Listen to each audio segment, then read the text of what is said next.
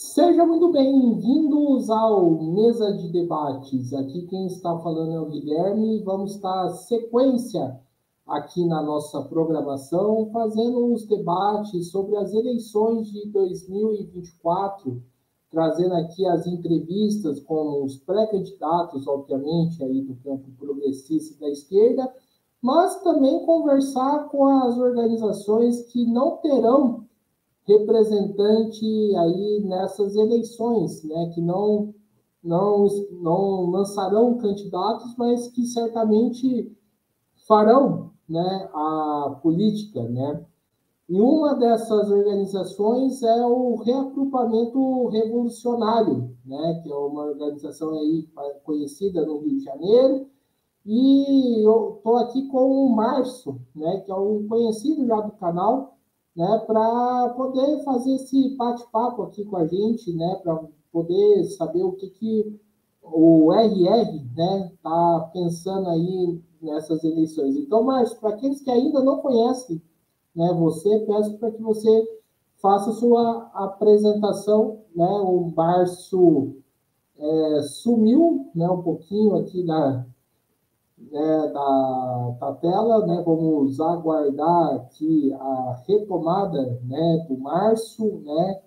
Entrevista aqui das eleições 2024, né? Entrevistando aqui as organizações que, né, não terão aqui, né, espaço, né, não terão candidatos, mas voltou. Então, voltando aqui, ô Márcio, eu peço para que você faça a sua apresentação, fale um pouquinho quem é você antes da gente começar. Opa, beleza. Desculpa aí, eu fui fechar a aba do WhatsApp que estava pipocando e sem querer fechei ao mesmo tempo a nossa aba aqui da conversa. Bom, prazer estar de novo aqui no Mesa de Debates, né? Inclusive, parabenizar de novo aí vocês pela meta de um grande número de inscritos que alcançaram, né? Tomara que continuem crescendo, aumentando aí a audiência. Meu nome é Márcio, eu sou professor de História, milito no Reagrupamento Revolucionário. E aí, para quem não conhece o grupo, nós somos uma pequena organização trotskista, né? Como o Guilherme já mencionou, a gente tem uma atuação no estado do Rio de Janeiro, mas também estamos presentes em menor número em Foz do Iguaçu, aqui em Porto Seguro, na Bahia, né, que é onde eu estou morando, e também na cidade de São Paulo. A gente se pauta para uma linha trotskista, mas sem estar alinhado aí com esses principais agrupamentos internacionais, que quem é próximo da tradição trotskista geralmente conhece, né? Do morenismo, do mandelismo, a gente é muito crítico a essas tradições, digamos assim, que foram surgindo dentro do trotskismo pós-morte do Trotsky, né? E a gente se pauta muito por um resgate das ideias originais e, claro, atualizando elas para o nosso tempo, né? E tentando entender aí essa fragmentação da Quarta Internacional, dessa tradição do trotskismo ao longo das últimas décadas, se posicionando de forma crítica aquilo que a gente vê como um desvio democratizante, um desvio reformista dentro do movimento trotskista, que infelizmente afeta a maior parte dos grupos que se reivindicam dessa tradição, né? Então, a gente sempre marca nesse ponto de se apresentar como trotskista, mas deixar claro que talvez você que esteja assistindo entenda por trotskismo algo bem diferente do que a gente entende, né? No sentido de que nossa linha política é divergente em vários aspectos, por exemplo, do PSTU da vida, né? Ou do MEIS, talvez os dois principais grupos aí que as pessoas têm em mente quando a gente fala de trotskismo no Brasil, e que geralmente são grupos que cruzam com frequência a linha de classe, né? Então a gente se pauta muito pelo resgate da independência de classe, de uma linha realmente revolucionária. E nas eleições geralmente fica bem claro isso, né? Nos posicionamentos que os grupos que se reivindicam trotskista têm, geralmente a gente observa com frequência eles cruzando essa linha da independência de classe. Certo. Então vamos aí para a primeira pergunta, né? Acho que seria inclusive interessante nacionalizar, né, o debate das eleições municipais aqui. E nas eleições vão se desenhar, né, dois grupos principais da burguesia, né, da classe dominante na disputa, né? Um deles é o grupo da Frente Ampla, né, representado pelo Lula, e outro é o setor da extrema-direita. Como que você vê essa disputa? Sim, a gente tem essa polarização que vem já desde ali do golpe, né, que vai tirar Dilma do poder e onde a burguesia não consegue colocar seus quadros orgânicos, né, no lugar. tem aquele breve intervalo ali com Michel Temer, mas depois a aposta vai ser no bolsonarismo, né, que vai ser essa grande frente aí entre uma extrema-direita demagógica, né, e os quadros mais orgânicos do grande capital, que não conseguem ali forjar o PSDB de volta no poder, né, então vão apostar no bolsonarismo, mas que em parte se debandaram de volta para uma alternativa do PT, né, depois das sérios problemas econômicos, diplomáticos e tal que o Bolsonaro causou no poder. Para a gente, esses dois blocos, obviamente o bloco da extrema-direita, né, é um bloco que tem que ser combatido, principalmente aqueles seus aspectos, digamos assim, mais militantes, né, de botar gente na rua, de fazer um enfrentamento em cima de pautas machistas, homofóbicas, e também golpistas, como a gente viu lá no 8 de janeiro, né, então a gente é uma tarefa não só da eleição, mas no dia a dia os movimentos sociais estarem alertas, atentos e combatendo essa extrema-direita que não vai ser derrotada nas urnas, né? A gente vê aí que a volta do PT ao poder, diferente do que muitos achavam, não serviu para realmente acabar com essa extrema-direita, tirar ela de cena. Pelo contrário, tem elementos dela no próprio governo, ocupando ministérios, cargos de alto escalão. Então, para a gente, essa é uma tarefa importante que, de forma alguma, se esgota ou mesmo passa diretamente pelas eleições, né? Combater nas ruas, através da mobilização dos movimentos sociais, esse bloco que, no momento, foi deixado de lado pelo grande capital, né? Inclusive Bolsonaro sendo perseguido aí pelo TSE, sendo perseguido não, né? Tendo seus crimes cobrados, pelo menos em parte, mas que segue vivo, né? A gente vê os comícios que eles têm organizado, em termos de perspectivas eleitorais também, a gente vê uma projeção grande desses candidatos. Então, para a gente tem que ser claramente rejeitada essa via, combatida, através da mobilização real, através do resgate da campanha do Sem Anistia para os criminosos do 8 de janeiro, né, que o PT deixou de lado. Mas em relação ao outro bloco, que aí acho que é o que realmente divide a esquerda, né, que é como se posicionar diante do PT, das suas candidaturas, como se posicionar diante desse arco de alianças que ficou conhecido como a Frente Ampla, né, a gente tem uma posição que talvez seja minoritária hoje dentro da esquerda brasileira, que é de não se associar a esse grande bloco de correntes que recebeu o nome de Frente Ampla, né? Que muitos defendem no sentido de dizer que ela é uma alternativa, uma barreira, pelo menos, à extrema-direita, mas, como até mencionei agora, a gente vê que, ao chegar no poder federal, né, novamente, essa Frente Ampla é tão ampla que inclui até mesmo setores da extrema-direita, né? No Congresso faz todas as alianças necessárias e libera todo o dinheiro que é pedido pelo chamado Centrão, formado aí pelos reacionários do pior tipo, e mesmo dentro do Poder Executivo, nos ministérios e tal, dá muito espaço para esses setores em nome da governabilidade, né? Então abre mão de fazer um combate nas ruas e prefere, ao invés, fazer acordos na cúpula com essa extrema-direita que mantém ela viva, que mantém ela com muita grana nas mãos, né, no caso aí das verbas parlamentares. Então, para a gente, claramente, não é uma alternativa.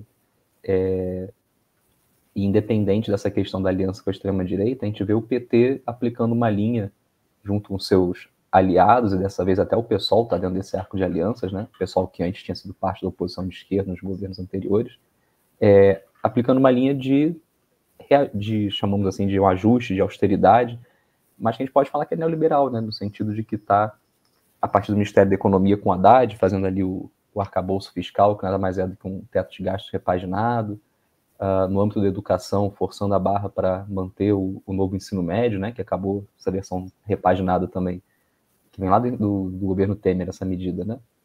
Sendo aprovada recentemente no Congresso com apoio dos partidos ligados ao governo,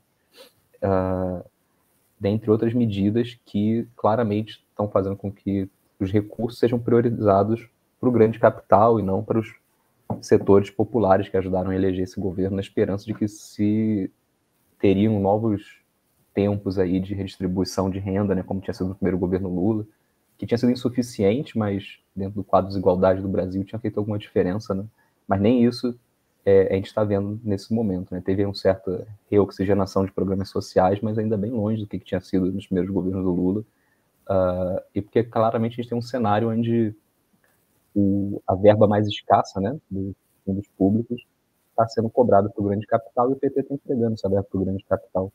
Então, para a gente, essa linha de que tem que apoiar a Frente Ampla para deter a extrema-direita não se sustenta, dado que a própria Frente Ampla integra setores de extrema-direita no seu governo a nível federal, e principalmente, mesmo que não integrasse, né, mesmo que não estivesse nesse nível absurdo aí de colaboracionismo, tem uma linha econômica nesse governo e nos seus governos a nível municipal, a nível estadual, que, na verdade, joga água no moinho da extrema-direita, né? Acho que o grande risco desse governo é justamente que ele não só não vai derrotar a extrema-direita, que ela não pode ser derrotada por dentro das instituições do Estado, como ele ainda vai fortalecer elas. Com esse plano de austeridade, a desigualdade social vai seguir um nível muito alarmante, as pessoas vão seguir desesperançosas com essas alternativas que estão colocadas no governo, e vão continuar buscando um candidato que use a demagogia, como o Bolsonaro usou muito bem, né, de dizer que é contra tudo e contra todos, contra tudo que está aí, para tentar melhorar suas condições de vida. Né? Vão estar atentas a mensagens, digamos assim, mais radicais, mais antissistema, ainda que venham de pessoas que estejam usando essas mensagens de uma forma demagógica, como o Bolsonaro usou, como a extrema-direita tem usado a nível mundial. Né? Então, para a gente, esses dois grandes blocos não representam nenhuma saída. Para a gente, na verdade, a saída não se dá por dentro das próprias instituições, por dentro das eleições. Né? E o que a gente vê nessas eleições, infelizmente, é uma ampliação dessa política, né, da frente ampla nas principais capitais. As forças políticas poderiam estar se organizando como alternativa ao PT, reproduzindo, né, a nível municipal essa lógica de uma colaboração de classes com os partidos da grande burguesia, com um programa que não vai além de propor uma gestão humanizada, menos desigual do capitalismo, e que em nada responde aos anseios da classe trabalhadora, né, de melhorar significativamente seus níveis de vida. Só pode ser respondido se coloca contra o capitalismo, né, não pela sua continuidade, ainda que espalhando ilusões aí de que ela pode ser melhor, pode ser melhorada através de uma gestão consciente, de uma gestão do capitalismo para todos, né, que virou meio que o dogma aí dessas organizações da frente ampla, né. Márcio, né, eu acho que seria interessante aqui a gente pensar, né, essa lógica, né, que a Frente Ampla, o PT e o pessoal tem, né, de, né, usar as eleições para votar em candidatos da Frente Ampla com o argumento de que, se não votar neles, a extrema-direita volta. Né? Qual que vai ser a consequência disso a médio e a longo prazo? Né? Porque o que eu vejo é o PT pavimentando a volta, né, da extrema-direita. Uhum. Sim, eu acho que a gente já está avançado aí, né, na experiência com esse terceiro governo Lula, então já permite a gente fazer balanços importantes. E, ao mesmo tempo, a gente não pode descartar os governos que o PT e seus aliados mantiveram ao longo desses anos de bolsonarismo em grandes cidades, governos estaduais, né, que permitem a gente fazer esse balanço de que eles mantêm uma linha neoliberal, né, por mais que existam, acho que hoje a gente pode falar assim, em um degradê neoliberal, onde o PT, obviamente, não é a mesma coisa que foi o governo Temer, ou que foi o governo Bolsonaro, ou que seria um governo do PSDB, ainda assim ele está comprometido com o núcleo duro das teses neoliberais, né, que é a austeridade fiscal, ou seja, você reduzir ao máximo os gastos governamentais com as áreas chamadas sociais, né, saúde, educação, moradia, transporte, reduzir ao máximo os gastos públicos com isso, para sobrar dinheiro para os grandes financistas, né, para sobrar dinheiro para pagar a dívida pública. E o PT está comprometido profundamente com isso, né? Eu acho sempre bom lembrar que quando o Bolsonaro estava no governo e o Temer articulou ali junto com o o Guedes articulou junto com o Rodrigo Maia, né, então presidente da Câmara, a reforma da Previdência, os 4 governadores que o PT tinha na época saíram a público defendendo a reforma da Previdência, né? O Rui Costa, aqui da Bahia, inclusive, viajou para Brasília para ficar dando pressão pessoalmente sobre a bancada baiana de deputados nacionais, para que eles votassem a favor da reforma da Previdência. E aí, uma vez no governo federal novamente, qual é a grande medida do PT? É renovar o teto de gastos, né? Esse chamado arcabouço fiscal aí do Haddad, que segue a mesma linha de austeridade, de contenção dos gastos públicos, de suposta responsabilidade fiscal, que significa, na prática, ser pegar aquele dinheiro que está ali acumulado dos impostos, das empresas públicas, e destinar a maior parte dele para o bolso dos grandes capitalistas, né? através aí de parcerias público-privadas, através do pagamento religioso ali, super disciplinado da dívida, dos juros da dívida pública. Então, esse governo ele vai manter o quadro que a gente tem de uma desigualdade, de um desejo de melhoras materiais pela classe trabalhadora, né?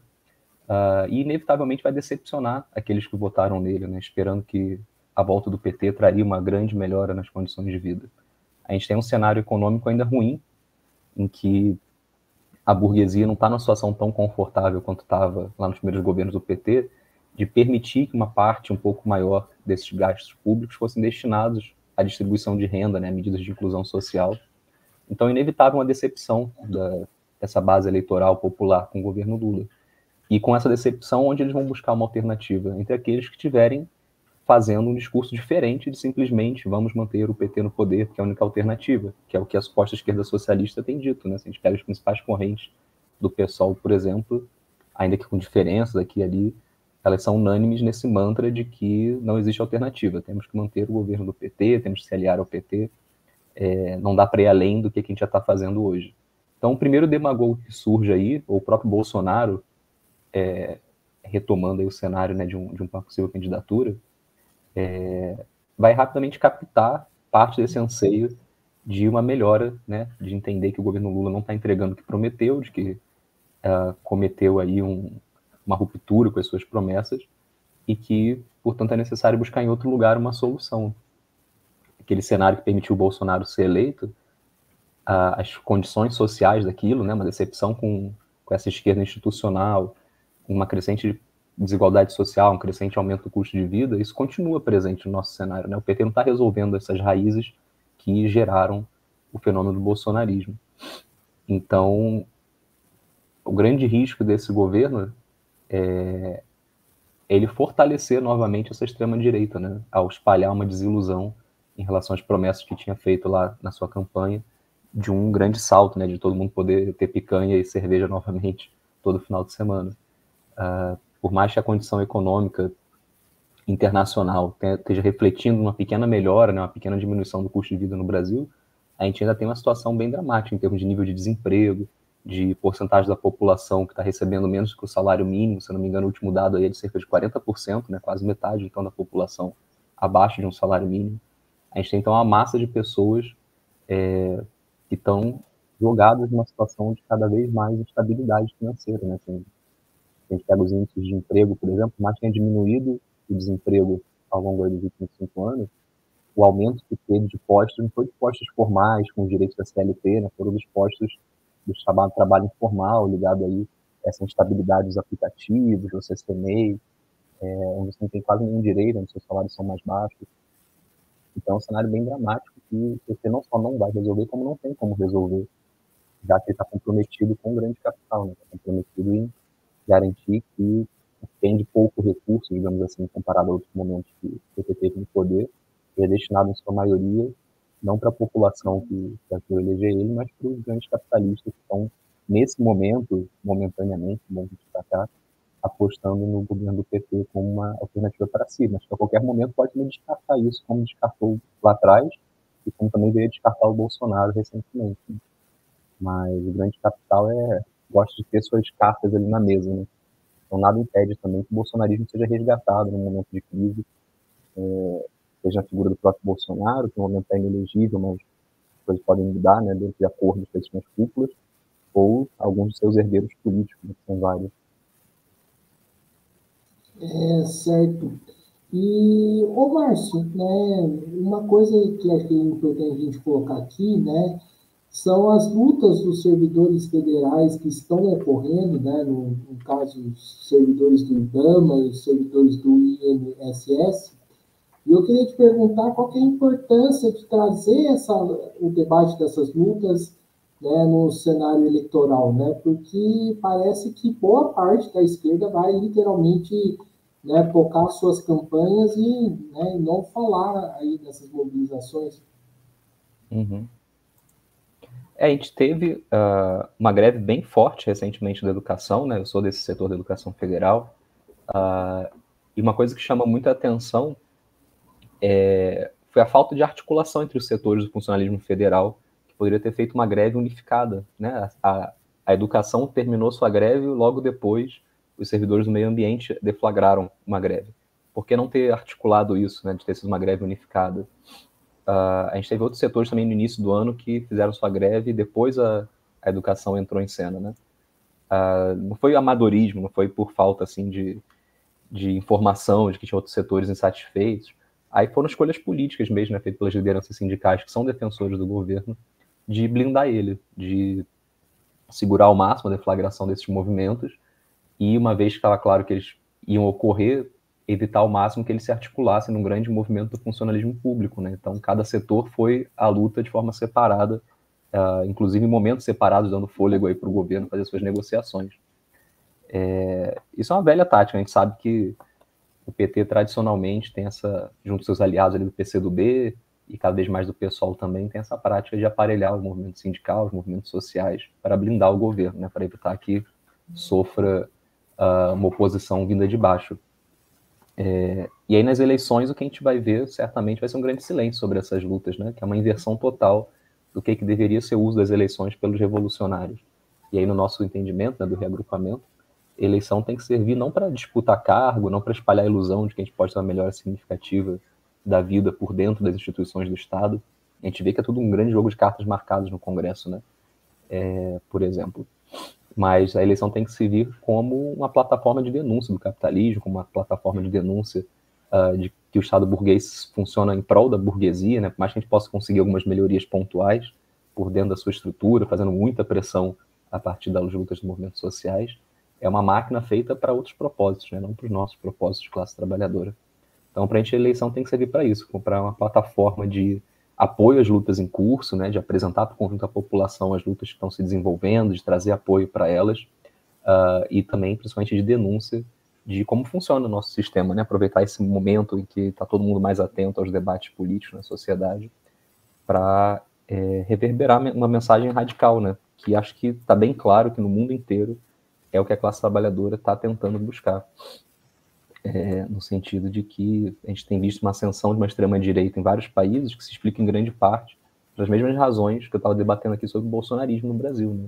Que eles se aproveitam de uma insatisfação de setores da classe trabalhadora, fazendo um discurso totalmente demagógico, totalmente mentiroso, mas que apela a essa insatisfação, né? Para se apresentar como uma alternativa de melhora de condições de vida. Claro que tem todo um setor reacionário que está apoiando essa extrema-direita porque é machista, porque é homofóbico, porque é racista, xenofóbico, etc. Mas tem um número ali não tão desprezível da população desse apoio, principalmente porque está em busca de uma alternativa que melhore suas condições de vida. Né?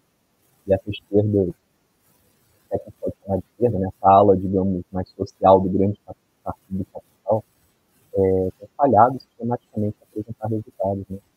A gente vê na França, por exemplo, para internacionalizar um pouco o debate, né? A gente teve recentemente esse grande risco do partido da extrema, principal partido da extrema-direita francesa, ganhar a maioria no parlamento. Né? E por que eles cresceram tanto nesses últimos anos? Porque o setor que está ali no poder vem aplicando a mesma medida de austeridade desde 2008 até agora, com algumas mudanças ali de tentativa conduzindo o Estado, mas a política segue a mesma. Né? E setores iniciativos da esquerda não conseguem se colocar como uma alternativa a isso, não há rebote nesse discurso de combater a extrema-direita. Né? Nessa eleição, a gente até teve um setor da esquerda que se organizou de forma independente do bloco do governo, e inclusive conseguiu uma votação mais expressiva do próprio partido do atual presidente, né? Mostrando aí que existe espaço para um discurso alternativo. E olha que é um discurso muito moderado, muito marcado para as questões de combater a extrema-direita, de não deixar a direita pegar o poder, mas a gente foge, né, desse debate mais raso, entra em questões que é necessário combater o neoliberalismo, combater as medidas de austeridade, realmente utilizar os recursos disponíveis na sociedade para a redistribuição de renda, para melhoria das condições de vida, a gente vê como é que se reverbera em apoio popular, né, para as organizações. Então, acho que tem um espaço de iniciativa aí. E hoje, quem está ocupando é a extrema-direita, né? A esquerda socialista está aceitando um papel totalmente secundário nesse cenário, não só eleitoral, mas no cenário político, e ser uma força de apoio das organizações, das forças políticas do grande capital, dando esse discurso de ser uma barreira à extrema-direita, onde ela abre mão completamente de ter um programa próprio, apresentar como uma alternativa radical.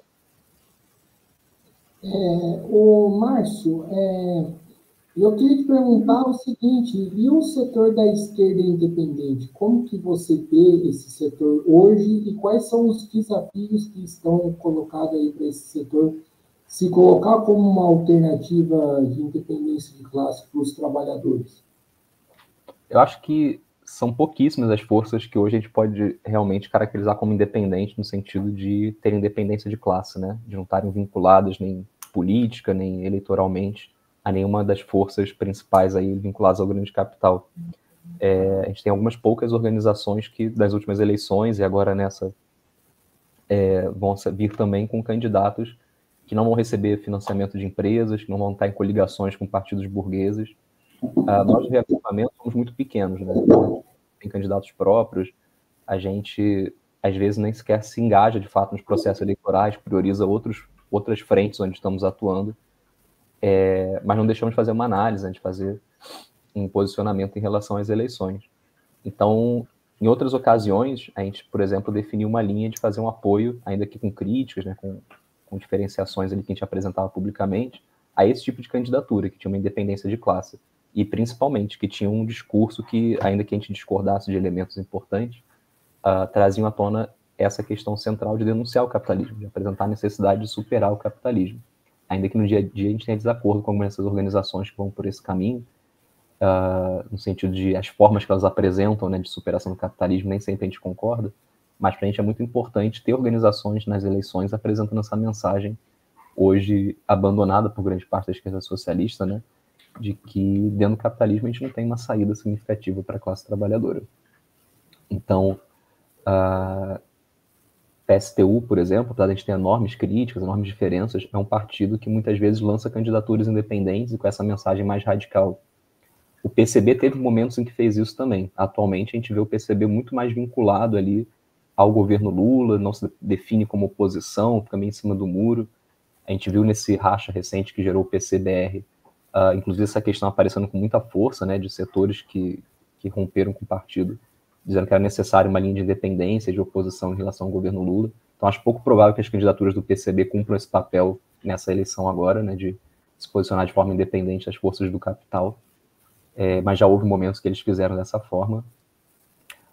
E a Unidade Popular também, recentemente, nas últimas eleições, lançou candidatos que tinham uma mensagem clara ali de necessidade de superar o capitalismo, ainda que a gente tenha ainda mais divergências com eles, né? É um grupo que vem de uma trajetória stalinista,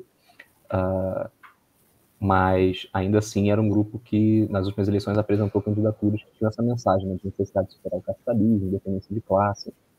Agora, mesmo essas candidaturas, que muitas vezes se apresentam como independentes, como candidaturas radicais, muitas vezes sucumbem às pressões colocadas pela frente ampla, né? Então, a gente viu no segundo turno das últimas eleições presidenciais, todas elas fazendo ali uma frente eleitoral junto com o PT, né? Então, ajudando a disseminar ilusões de que o PT no governo seria de alguma forma positivo para a classe trabalhadora e seria algum tipo de passo importante na luta pela conquista do poder da classe trabalhadora. Alguém que discorda fundamentalmente, né? Então tem essas contradições também, apesar de elas se apresentarem em certos momentos com candidaturas nas eleições burguesas, que tem uma linha de independência de classe, com denunciar o capitalismo, elas não têm a trajetória coerente, né? Eu não sei como está o cenário atual em algumas cidades, mas em São Paulo, por exemplo, a candidatura do Boulos, que não tem absolutamente nada de socialista, o Boulos, na verdade, há muitos anos nem sequer se pretende se apresentar dessa forma como um candidato socialista, né?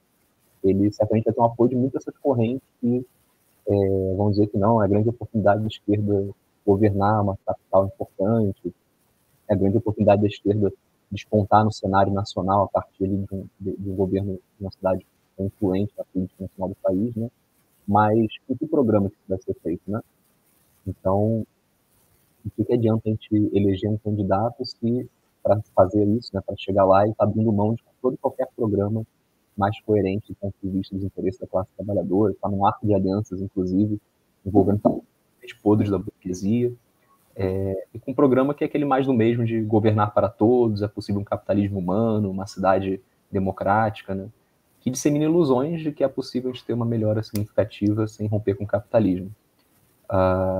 Me parece que no primeiro turno, organizações como o PSTU, por exemplo, vão se lançar de forma independente, mas acho muito provável que tendo um segundo turno eles vão fazer um apoio aí eleitoral a essa candidatura, que eu acho que a melhor forma de classificar ela, né, e outras similares em outras cidades, não como realmente a candidatura de esquerda, muito menos a candidatura socialista, que nem sequer se apresenta dessa forma, mas como a esquerda do capital, né?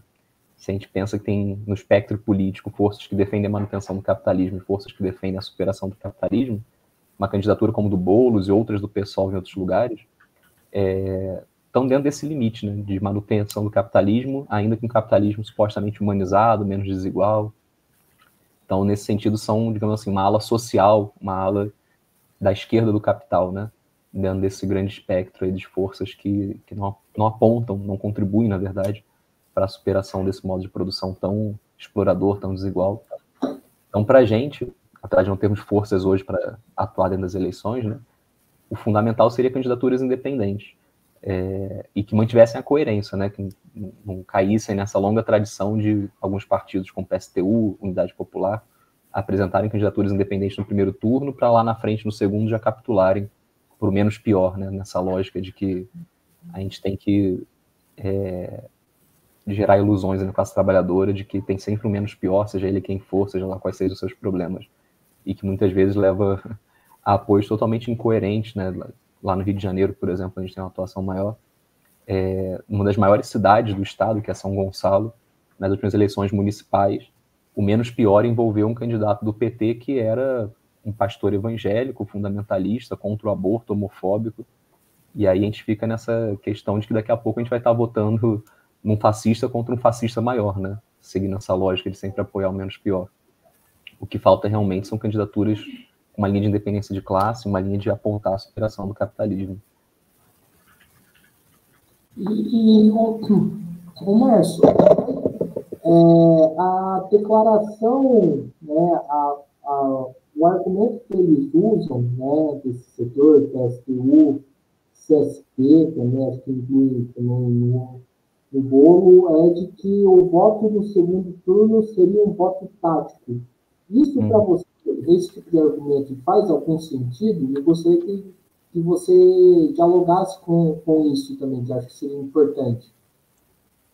Eu acho que existe uma grande confusão na esquerda, que ainda se coloca no campo do socialismo, né, de dizer que eleições são uma frente única, né? Aquela lógica de que na frente única a gente mantém nossa independência de programa, mas faz alianças com outros grupos dos quais a gente discorda em prol de um objetivo maior, em prol de alguma conquista, né?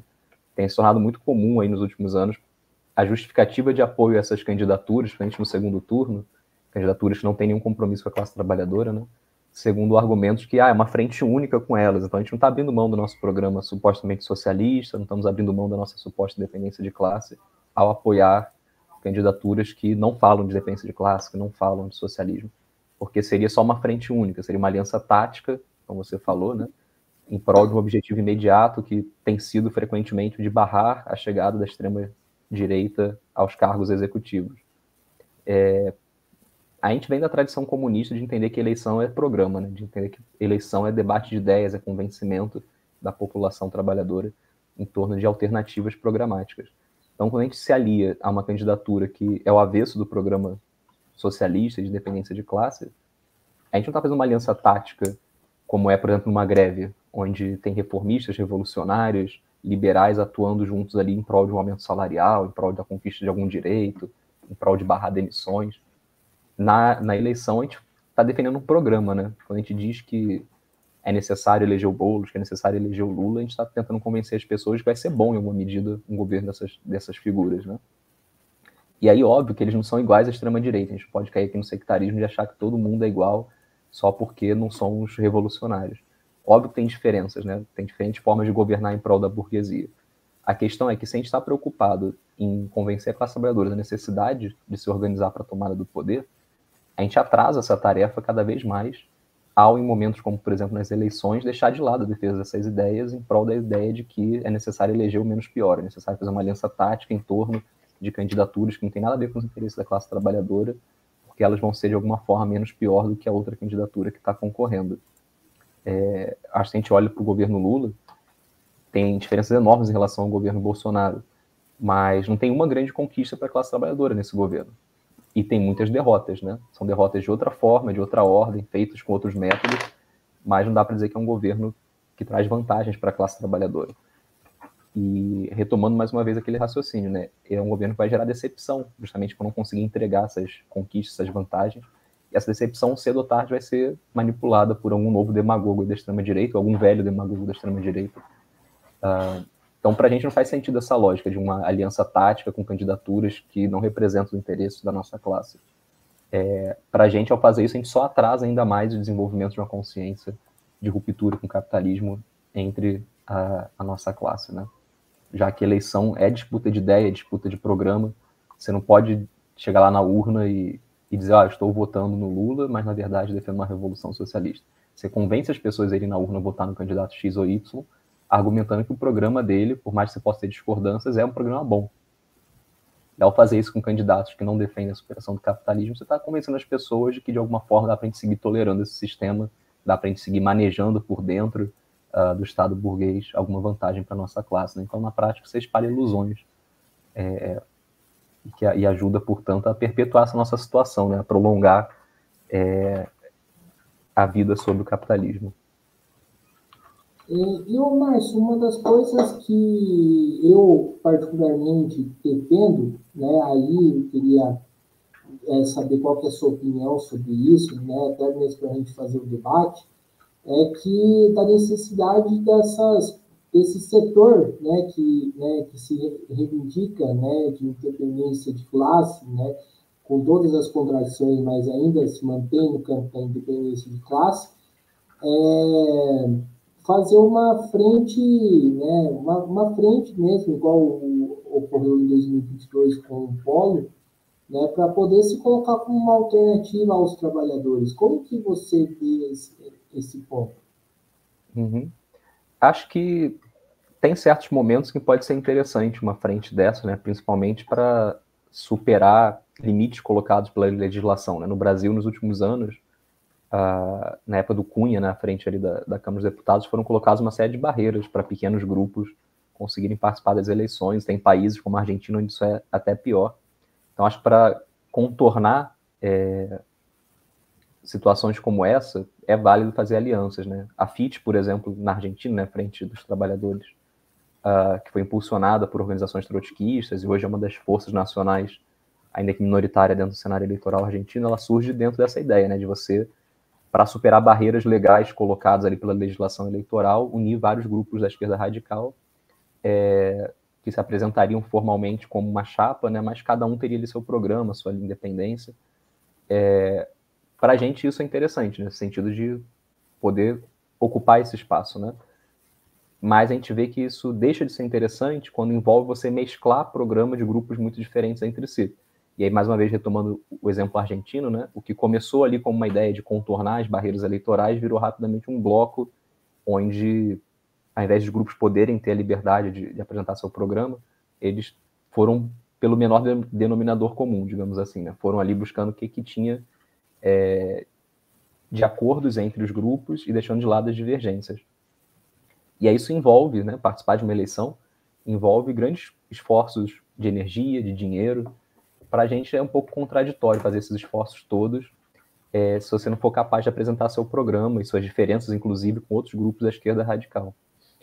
Então é uma questão que tem que ser analisada caso a caso. Né? A gente não é partidário, fica fazendo chamados constantes, como alguns pequenos grupos da esquerda radical fazem, por um bloco da esquerda socialista nas eleições ou no movimento social, porque a gente entende que tem alguns casos que pode ser interessante, tem alguns casos que pode ser problemático. A nossa principal preocupação é justamente evitar uma amálgama de programas, né? É garantir que os grupos possam apresentar seus programas de forma clara, suas divergências de forma clara. Se for simplesmente para fazer uma amálgama, para superar ali as barreiras eleitorais, e isso apagar as linhas de diferença que existem entre os grupos, para a gente isso vai gerar mais confusão do que trazer benefícios aí para essa ideia de que eleição serve para disputar a consciência da classe trabalhadora em torno de um programa radical.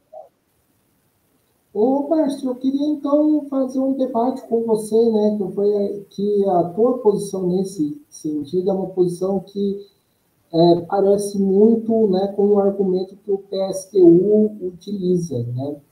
E eu vejo, né, colocando o meu posicionamento aqui, eu vejo que existe uma contraposição falsa entre apresentar um programa e participar de uma frente, né? Até mesmo porque você pode apresentar o programa de dentro e também de fora dentro de uma frente. Será que, será que essa contraposição que, né, você coloca não é meio falsa?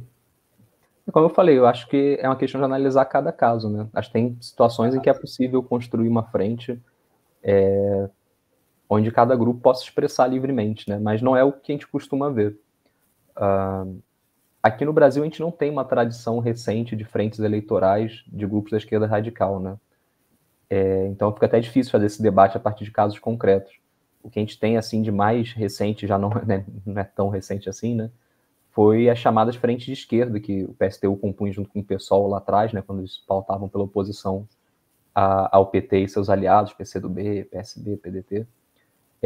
Naquelas ocasiões já ficava claro os limites, né, dessa ideia de você poder expressar seu programa radical. Quando eles tiveram, por exemplo, a candidatura unificada ali em torno da Heloísa Helena, né, na 2006, agora já não lembro, já faz tempo. Você vê que a gente tem poucos casos mesmo.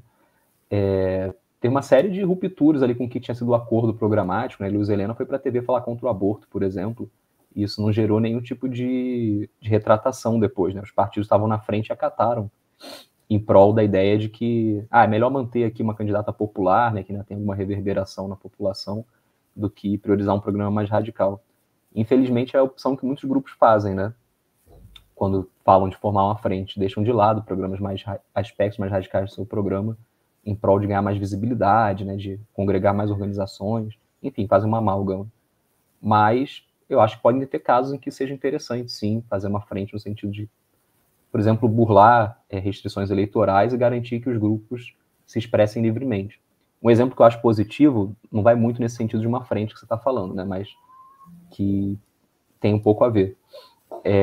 São as chamadas filiações democráticas, né? Muitos grupos pequenos que não têm legenda eleitoral, que é um negócio extremamente custoso e trabalhoso de se ter hoje no Brasil, às vezes solicitam a partidos da esquerda radical, como o PSTU, por exemplo, o direito de lançar um candidato usando a legenda do PSTU, mas aí sem nenhum tipo de restrição de ter que apoiar os candidatos do PSTU, né?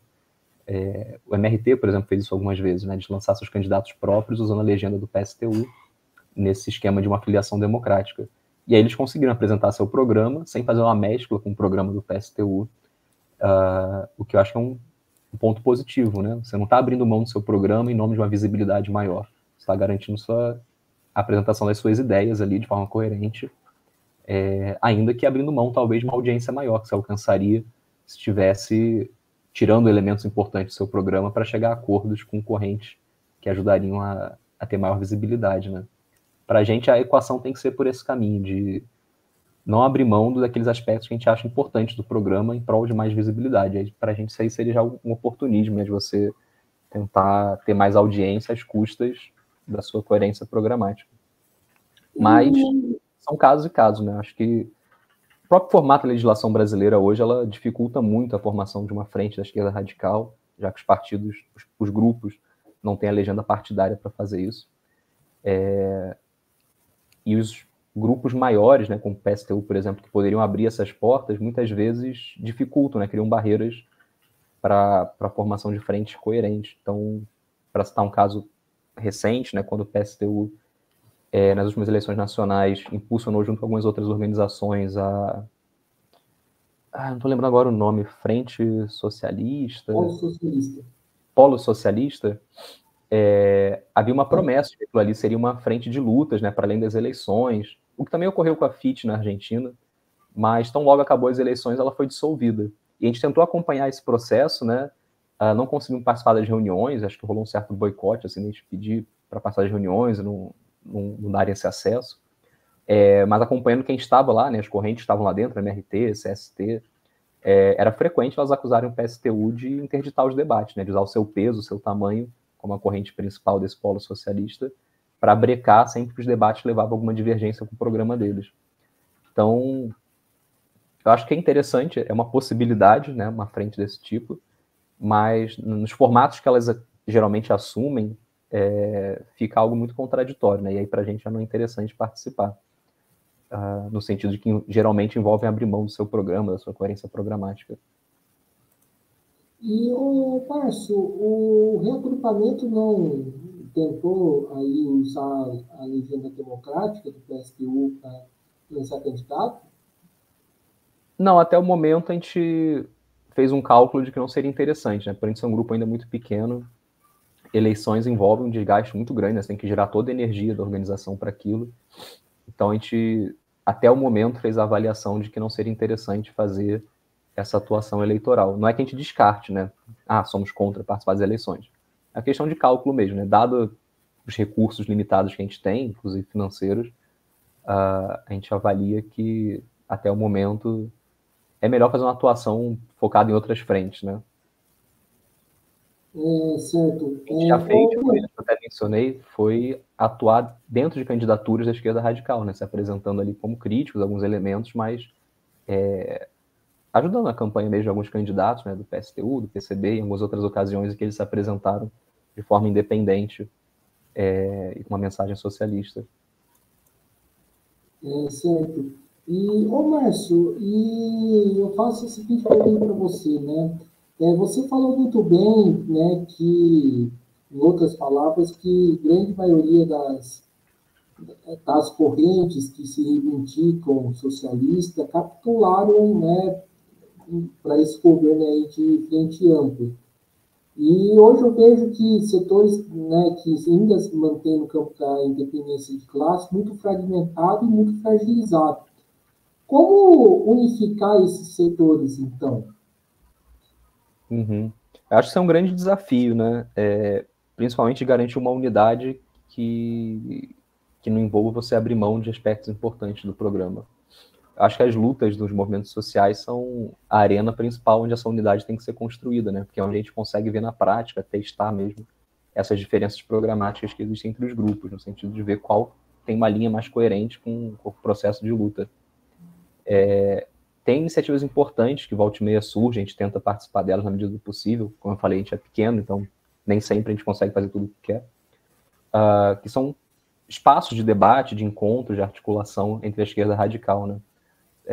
De tempos em tempos surge algum espaço desse, geralmente ele não vai muito para frente, mas acabam sendo espaços interessantes de troca de ideias, né, de debate de programas, mas que realmente são as frentes únicas, né, os momentos de unidade de ação nas greves, nas manifestações, nas campanhas em defesa da classe trabalhadora, que a gente consegue construir uma unidade do dia a dia e testar nossos programas, né, se aproximar de grupos que têm uma coerência parecida, expor as incoerências de outros grupos que não estão sendo coerentes com uma linha de independência de classe. Então, acho que, por exemplo, a greve recente da educação federal serviu aí para mostrar, né, os limites daqueles que apoiam o governo, daqueles que se recusam à construção de uma oposição de classe a esse governo, no sentido de que sentavam na mesa com os negociadores ali do Ministério da Gestão, com o Ministério da Educação, e ficavam chamando os negociadores de companheiros, enquanto esses negociadores davam golpes por trás, né, como assinar acordos com o sindicato fantasma. Então, acho que é na luta mesmo que a gente vê na prática as diferenças de programa e consegue atrair para um programa mais coerente os setores em combate da luta, os setores que estão em combate da classe trabalhadora, né? E aí isso vale também para gerar aproximações, né? Não só para fazer as denúncias necessárias aos grupos oportunistas, mas gerar aproximações entre aqueles que pensam parecido. Certo. E, Márcio, eu acho que uma das grandes tarefas que a gente precisa conversar aqui é como, né, resgatar, né, o debate do comunismo dentro aí dos setores da vanguarda, né? E que papel que essas eleições podem cumprir? Eu acho que, assim, infelizmente, as eleições não vão contribuir para isso.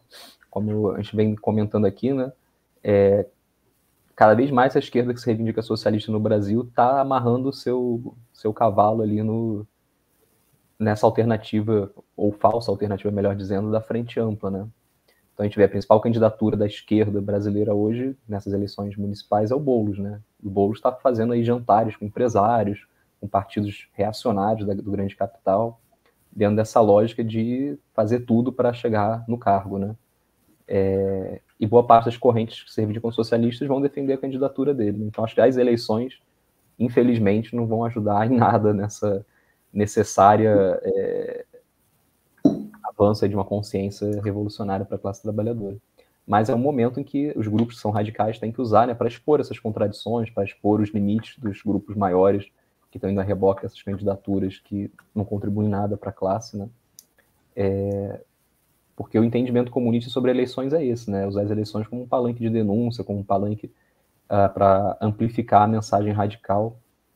Mas no cenário atual, acho que a gente vai ter que passar aí por um longo período de reorganização das forças da esquerda radical, no sentido de que o PT assim, conseguiu trazer para sua órbita uma série de grupos que antes vinham atuando numa linha um pouco mais à esquerda, né? E que dentro desse aumento da extrema-direita, dentro dessas pressões todas eleitorais, foi cada vez mais abrindo mão ali de uma coerência no sentido de independência de classe. Fala aqui principalmente das correntes da esquerda do PSOL, né? Que hoje quase todas estão, de uma forma ou de outra, apoiando o governo Lula.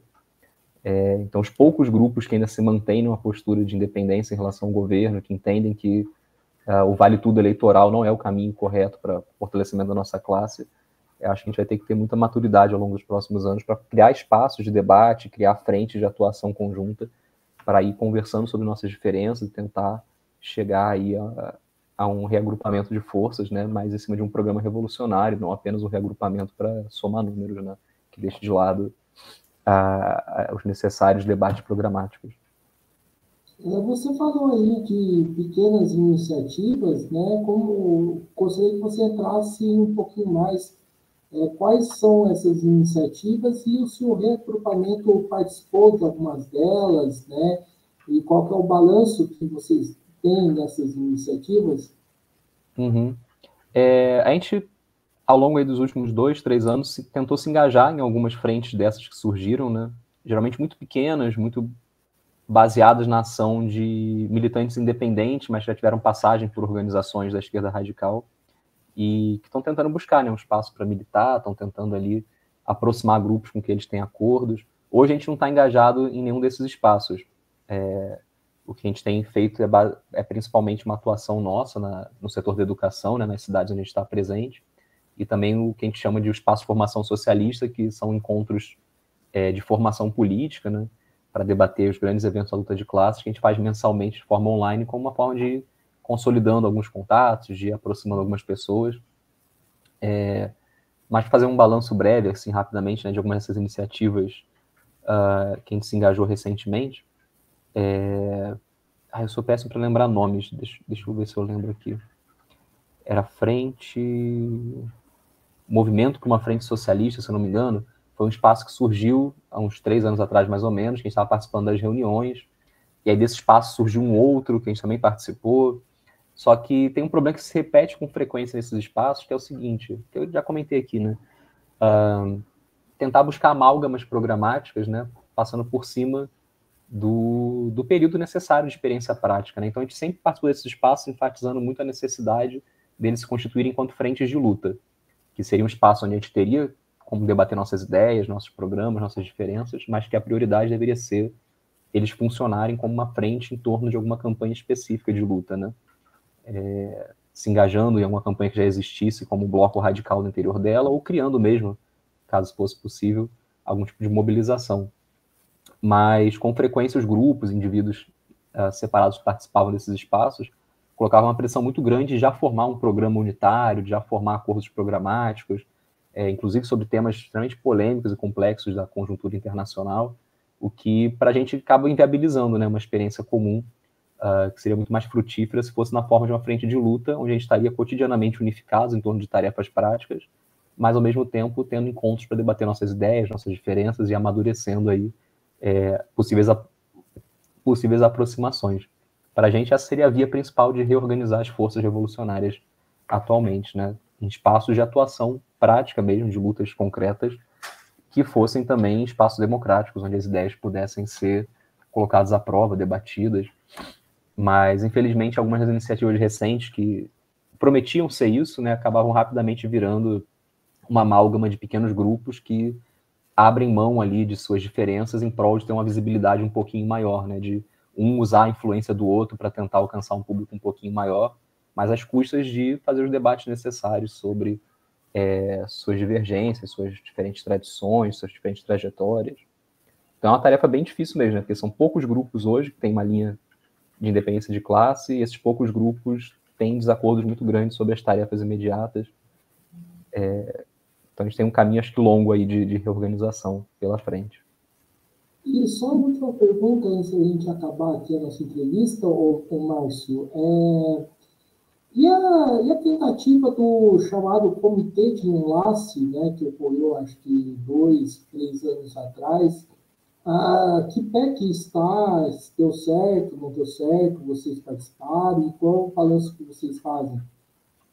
Qual comitê de enlace? Eu não estou recordando agora. Envolvendo, acho que principalmente a transição socialista, até o professor Jean, né, estava sim, sim. envolvido no meio também. Essa foi uma das iniciativas que eu estava em mente, né, quando eu falei isso, de que são espaços que a gente se propôs a participar, defendendo que fossem frentes de luta, mas que também tivessem momentos ali de debates programáticos, mas que muito cedo já seguiram pelo caminho de buscar costurar um programa em comum entre as organizações e indivíduos participantes, né?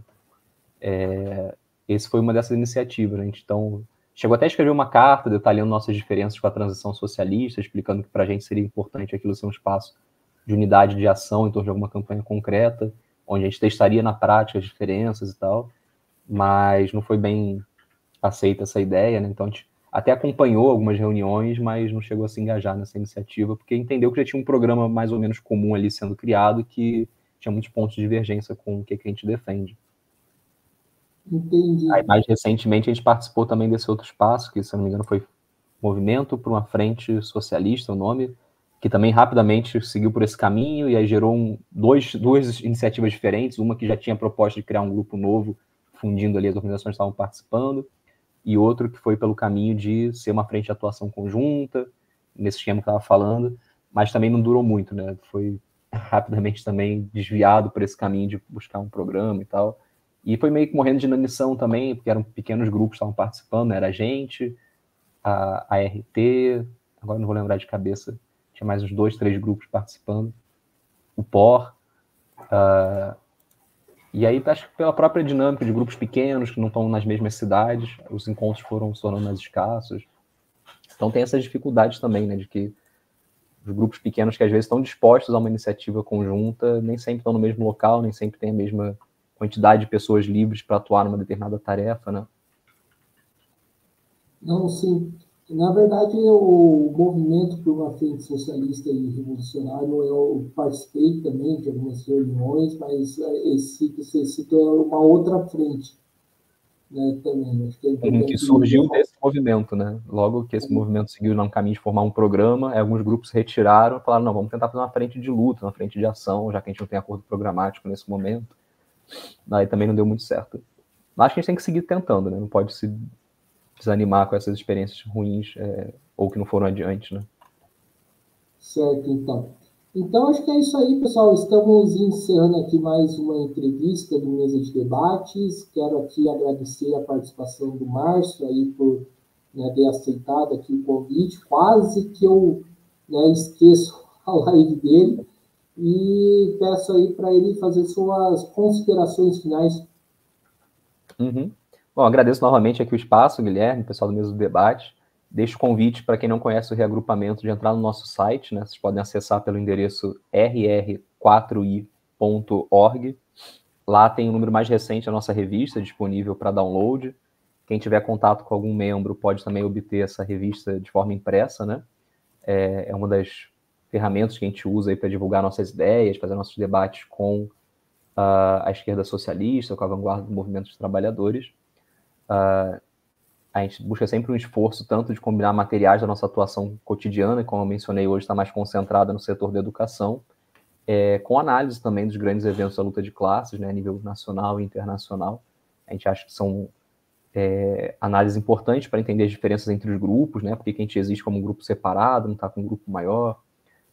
Então, apesar de a gente não poder intervir diretamente em alguns desses grandes processos, a gente acha importante se posicionar em relação a eles. E aí fica o convite para quem quiser conhecer mais, acessar lá essa revista no nosso site. E fica o convite também para domingo agora, dia 4 de agosto, participar desse espaço que eu mencionei, né, o espaço de formação socialista, onde a gente reúne nossa militância, pessoas próximas, ou não necessariamente próximas, né, pessoas curiosas com o tema do momento, para, uma vez por mês, debater algum tema quente, digamos assim, né? Então, o debate desse encontro de domingo agora vai ser a ascensão da extrema-direita e as lições do passado. A gente vai debater um pouco essas questões todas que a gente veio conversando aqui, né, de qual a melhor forma de fazer o necessário combate a essa extrema-direita. São encontros online, então quem estiver em outras cidades, longe e tal, não tem esse impedimento. Basta acessar lá o nosso site, procurar o post recente que está ali, o encontro de agosto do Espaço Formação Socialista, e fazer um rápido cadastro ali no formulário para a gente poder, no dia, mandar o link de acesso à chamada online. A gente tem um grupo de WhatsApp também desse Espaço de Formação Socialista, para quem quiser acompanhar os debates que vão rolando depois dos encontros online, né? Então, convite para se aproximarem dessa iniciativa. A gente a cada mês muda o tema, né? Então, a gente já debateu recentemente crise climática e as respostas da esquerda socialista, já debatemos conjuntura nacional do Brasil. Então, cada mês a gente escolhe um tema quente aí do momento, né? Dessa vez, muito estimulado pelas eleições na França e nos Estados Unidos, a gente resolveu retomar esse debate mais uma vez da extrema-direita e de como que em outros momentos a gente já teve outras respostas da esquerda radical que iam além da ideia da frente ampla que hoje está predominando, não só no Brasil, mas em vários países, né? Para a gente é fundamental resgatar aí a linha de independência de classe e de uma mensagem realmente revolucionária de necessidade de superar o capitalismo. Então, daí essas iniciativas que a gente tem tocado. Maravilha, então mais uma vez aqui agradecendo ao Márcio, também agradecendo a você que nos acompanhou até aqui. Peço que se inscreva no Mesa de Debates e acompanhe o nosso trabalho. Curta, compartilhe, comente aqui essa entrevista, outras, e segue a gente nas redes sociais. Nós estamos no Facebook, TikTok, Instagram e também no Quai. E quem puder, contribua aqui com o nosso Pix 385 007 028 CPF, né? Quem puder aí contribuir aí para uma mídia independente poder, né, continuar expandindo, a gente agradece. Então, aí, um forte abraço, programação continua e fui. Valeu.